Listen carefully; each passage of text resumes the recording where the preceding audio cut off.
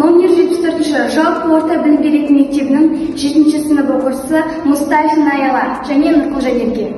Біз бүгін сіздерге үздік экологиялық бастама бағыты бойынша өз жобамызды ұсынғалы отырмыз. Жобаның тақырыбы эколайф, мақсаты экологиялық табиғи таза өнім өндіру. Біз өз жобамызды ауылымыздағы сарқырамадан бастағымыз келді. Себебі қазіргі таңда сарқыраманың жағажайлары бос болғандықтан жобамызды осында бастағымыз келеді.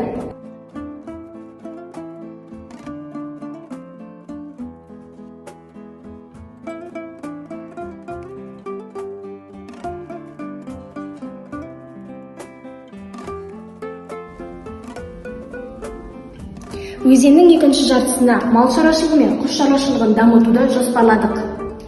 Экологиялық таза өнім дегеніміз бұл құрамда ешқандай зиянды заттары дәстүрлі өнімдерге қарағанда аз, нормативті құжаттарға сәйкес өнімдер.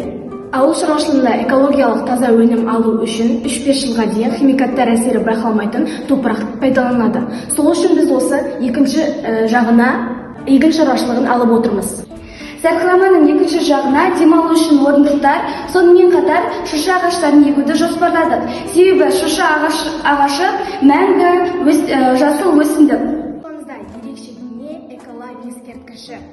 Бұл ескерткіш демалуға келген адамдарға үлкен ой салады деген пікірдеміз.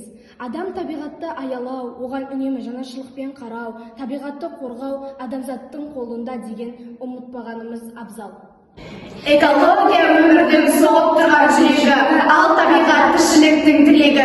Сүйейік табиғатты аялайық, біз одан бар жақсыны аямайық. Назарларыңызға рахмет.